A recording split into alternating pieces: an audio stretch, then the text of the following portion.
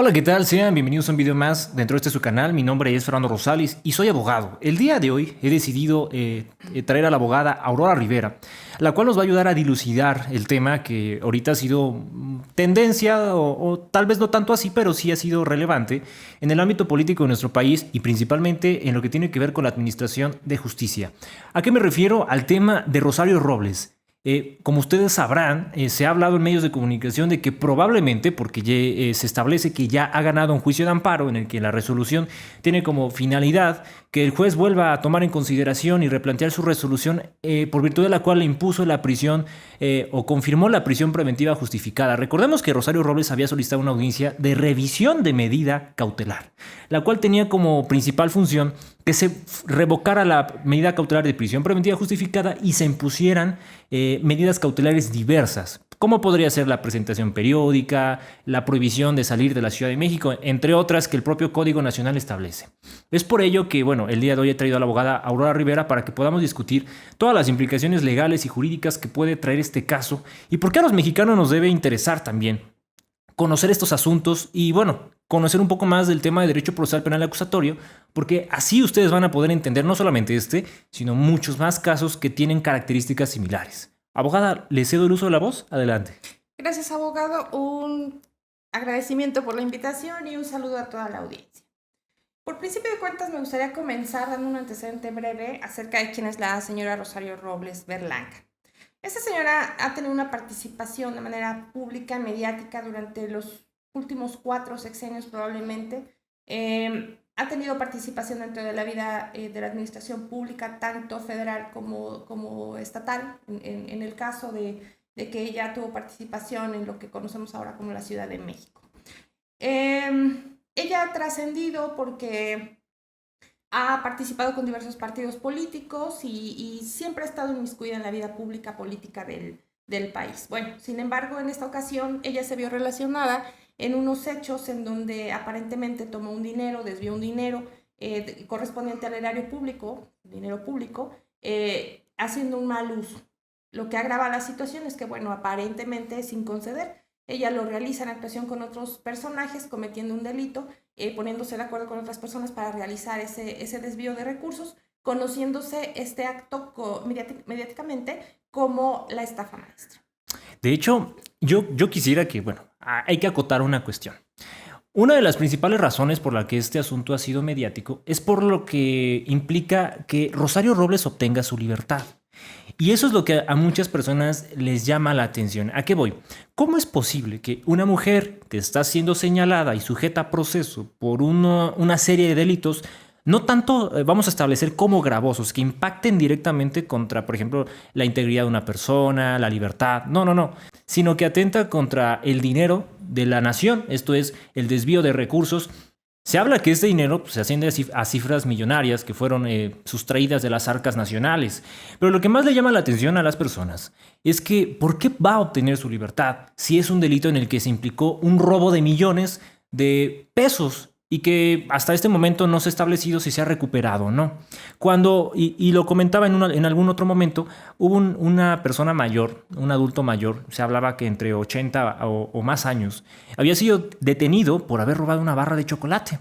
Y cuando fue llevado ante la autoridad ministerial y posteriormente se hablaba de que ya había habido una audiencia, pues aquel sujeto, señor ya grande, había sido ingresado a un centro penitenciario por haber robado un chocolate. Pero en otras circunstancias está Emilio Lozoya, está Rosario Robles. ¿Y cómo es que estas personas obtienen su libertad? Y eso es algo de lo que quiero abordar primeramente. Como ustedes sabrán, hay una serie de delitos los cuales son considerados de prisión preventiva justificada, los cuales ustedes los pueden encontrar en el artículo 19 de la Constitución y además en diversas disposiciones jurídicas alternas, como lo es el Código Nacional de Procedimientos Penales, la Ley General para prevenir y sancionar la delincuencia organizada, está también la Ley contra operaciones de recursos de procedencia ilícita. Mejor conocida como lavado de dinero. Así es, hay varias leyes que, propiamente estipulan la prisión preventiva oficiosa de algunos delitos que en su catálogo vienen incorporados. Sin embargo, los delitos por los cuales se le acusa a Rosario Robles inicialmente no son de prisión preventiva oficiosa. Esto es, el juez no se ve de manera obligada a imponerla. ¿Sí o no, abogada? Sí, exactamente. Sin embargo, sucedieron unas situaciones dentro de la investigación realizada por el agente del Ministerio Público donde de manera inesperada fue incorporada una licencia de manejo en la cual se establecía un domicilio. Este domicilio de esta licencia de manejo falsa aparentemente no correspondía a la dirección o el domicilio establecido o proporcionado por la señora Rosario Robles, lo cual genera un debate entre el Ministerio Público y Defensa, en donde finalmente un juez resuelve que como no hay fiabilidad de que el domicilio donde está ella sea realmente un centro o un arraigo para que ella pueda acudir tantas y cuantas veces sea llamada al proceso penal, esto ocasiona que el juez tenga que dar cumplimiento a ese numeral 168 que mencionabas, abogado, en donde establece que si se exhibe un documento falso, se tendrá entonces por acreditada una presunción de riesgo de fuga, o lo que se conoce, riesgo de fuga coloquialmente, o sustracción de la acción de la justicia. Entonces, ¿qué tiene que hacer el juzgador en este sentido? Pues aplicar la ley. ¿En qué sentido?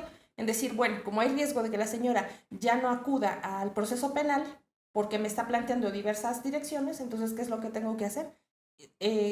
Conceder seguramente la petición del Ministerio Público de proporcionar una prisión preventiva justificada. Así es, y es algo que nosotros al menos quisiéramos transmitirle a ustedes. Hay cosas que los propios jueces, las propias fiscalías, las propias partes que intervienen dentro del procedimiento penal se ven obligadas a realizar porque la propia ley lo establece. Recordemos que principalmente las autoridades están obligadas a hacer lo que la ley les autoriza hacer. ¿A qué me refiero? El juez de control está obligado en lo relativo a lo que establece la fracción primera del artículo 168, como lo decía la abogada. Ese artículo establece que cuando se establezca que el domicilio ha sido falso, el que la propia defensa incorpora a través de la representación de Rosario Robles a la propia audiencia en la que se debate la medida cautelar, si este resulta ser falso, entonces existe la presunción, la probabilidad de que Rosario Robles se pueda sustraer de la acción de la justicia y no comparecer a las demás audiencias que por consecuencia debe de comparecer. Es por ello que el propio juez es obligado por virtud de la ley a tener un criterio, aplicar una serie de cosas para evitar que se sustraiga de la acción de la justicia. ¿A qué me refiero? A una medida cautelar que va a ser restrictiva de la libertad, como es la prisión preventiva, la cual está establecida en el artículo 155 en su fracción 14ª. Recordemos que al ser la última, pues es la más lesiva, es la última ratio. Debe ser la última que debe aplicar cualquier juzgador a cualquier delito que no amerite la prisión preventiva. Y si se le dice de justificada, o en otros ámbitos también se le conoce como prisión preventiva necesaria o justificada, no hay una gran diferenciación entre esos tecnicismos, pero realmente son lo mismo. Entonces, el juez de control debe de velar siempre porque el imputado comparezca a la sala de audiencias, comparezca al procedimiento. No hay alguna otra circunstancia. Naturalmente, esta petición fue solicitada por el mismo agente del Ministerio Público. Pero hay algo que hay que destacar, y es algo que yo creo que la gente debe saber. Cuando uno va a una sala de audiencias, se puede estar bajo las condiciones de muchísimas hipótesis que pueden acontecer. ¿A qué voy? Cuando la fiscalía tiene un asunto que se considera relevante, que se considera más que mediático relevante por la calidad que tiene el sujeto, puede ser un capo, puede ser un delincuente muy renombrado, o sea, gente que realmente importa al gobierno, ya sea estatal o federal, para su detención, que en caso de dejarlo ahí, pues estarían cometiendo pues, un gran error, ¿no? ¿Qué hacen las fiscalías? Pues fabrican delitos o, en su caso, acusan por varios delitos. ¿A qué voy? Rosario Robles, no hay que olvidar que tiene pendiente una orden de aprehensión por delincuencia organizada. De hecho, por medios electrónicos se ha difundido esa circunstancia. Es por ello que me gustaría hablar acerca de eso, abogada, de los famosos chalequitos o los chalecos. ¿Qué quiere decir? Te llevo a una vinculación a proceso para que te sujeten a ese proceso, y si no lo llega a hacer el juez de control, o sea, si el juez te libera, tengo ya una solicitud de orden de aprehensión que me concedieron para que una vez que salgas de tu sala de audiencias en libertad, bajo la circunstancia que sea, seas puesto a disposición nuevamente con el juez de control. Es lo que probablemente van a hacer con Rosario Robles. De obtener su libertad, como ya se ha hablado, que eso está constado en una resolución de un tribunal colegiado, pues lo más probable es que ella pueda ser detenida inmediatamente después de salir Claro, recordemos que desafortunadamente es una de las prácticas terribles que hacen las fiscalías de los estados. Digo, esto entre abogados un secreto a voces. O sea, eso realmente nos espanta, pero realmente no es novedoso. O sea, sí sucede. Hay ocasiones en que cuando la fiscalía tiene en miras a una persona, un probable imputado, por un delito mayor, regularmente hace una detención por un delito menor. Lo entretiene, transcurre un término, lo que hace en la solicitud de la orden de aprehensión al juez de control, finalmente le obtienen. Y como el delito menor no se logró acreditar, pues finalmente al momento de salir de la audiencia, ahí es detenido por agentes ministeriales ejecutando esa orden de aprehensión. Desafortunadamente son unas malas prácticas que suceden pues en la vida jurídica de nuestro país, que quisiéramos que se desterraran, claro que sí, pero hay que tener participación de muchas personas, entre las autoridades, para que eso no suceda.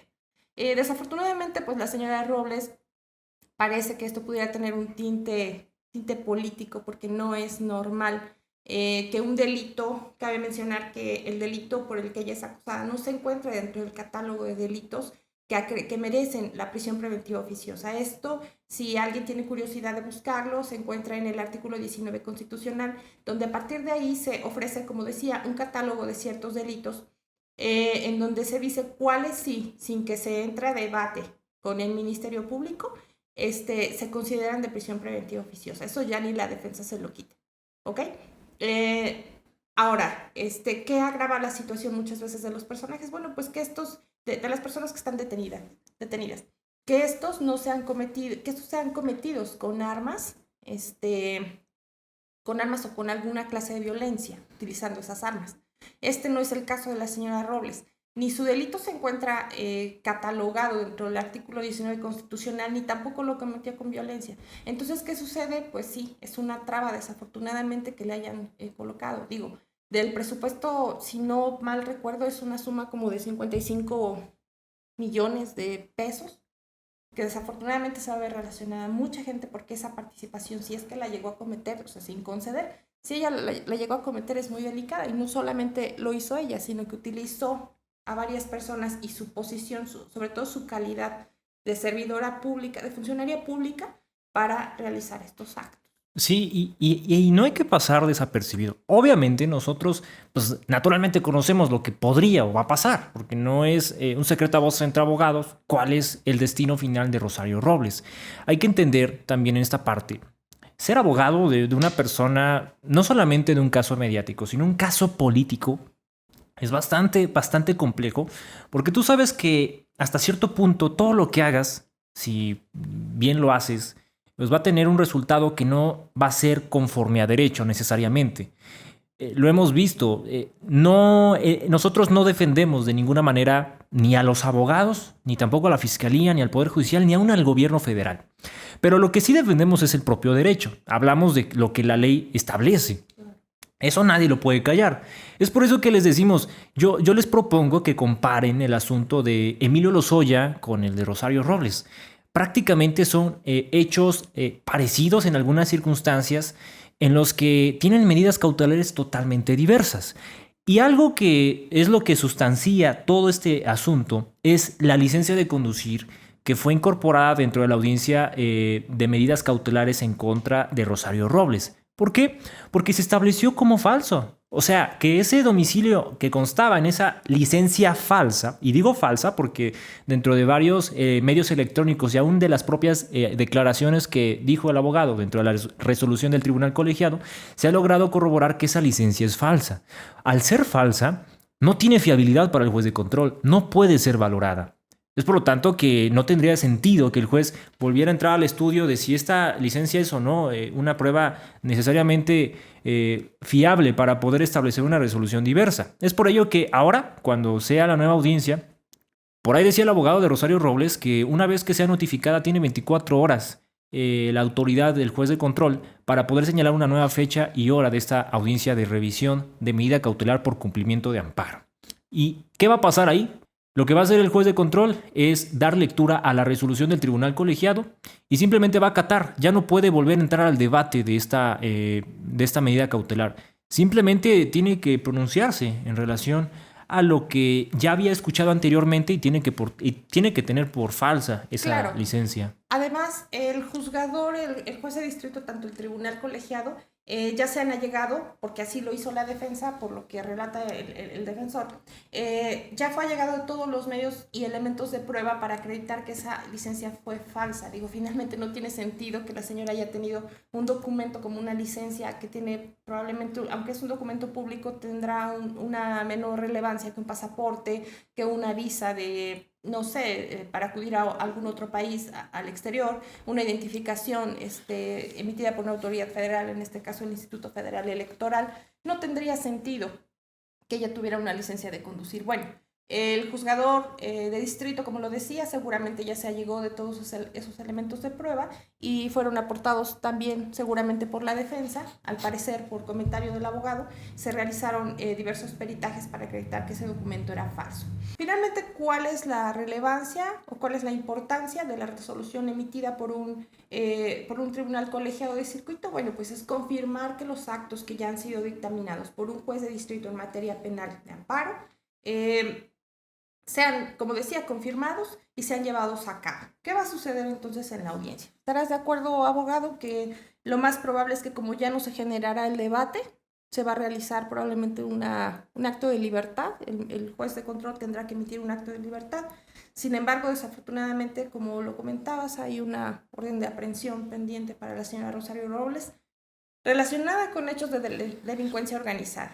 Estos hechos, este delito desafortunadamente sí se encuentra catalogado dentro del artículo 19 constitucional y sí es de prisión preventiva oficiosa. Ahí ya no se va a generar debate para saber si la señora Rosario Robles puede salir o no. Ella tendrá que realizar seguramente, se sujeta de proceso, pero en el estado de detención. Eso es lo que yo decía desde un principio, lo referente al chaleco. ¿A qué me refiero? Bien, si Rosario Robles llegara a recobrar su libertad en estos días, lo que va a acontecer es que ella, saliendo de la sala de audiencias en libertad, podría estar amenazada porque le cumplen una orden de aprehensión por delincuencia organizada y así como sale, se la van a llevar nuevamente al centro penitenciario en el que, bueno, tenga residencia el juez de control para llevar a cabo su audiencia de formulación de imputación. ¿Esto qué quiere decir? Ella, de salir y de tener pendiente el cumplimiento de una orden de aprehensión, va a ser reaprendida. Ahora, puede haber otra hipótesis en la que se comunique que Rosario Robles tiene otra investigación, se cite a formular imputación, o en estos días lo hagan con la finalidad de que ella sea sujeta a proceso dentro de otro procedimiento penal. Es algo un poco complejo porque son varias estrategias que la propia Fiscalía está realizando. Y esto que está realizando es una estrategia, como lo digo. Ellos no dan paso sin guarache y es obviamente toda esta mecánica de hechos lo que están haciendo para tener presa o privada de su libertad a Rosario Robles. Son circunstancias que debemos de analizar nosotros como ciudadanos porque no todas las personas tienen el mismo trato. Y eso me refiero específicamente a Emilio Lozoya. Al menos como abogados les podemos decir que hay unas cuestiones que nos llaman la atención. El señor Emilio Lozoya también robó millones de pesos, aparentemente, claro. Pero bueno, es una acusación que ha sido firme, es una acusación que, bueno, es mediática y que, respetando su derecho de presunción de inocencia, no nos consta que realmente lo haya hecho, pero la circunstancia de que esté señalado por ese delito hace dudar cuál es la participación que está teniendo la Fiscalía General de la República y aún el propio Poder Judicial.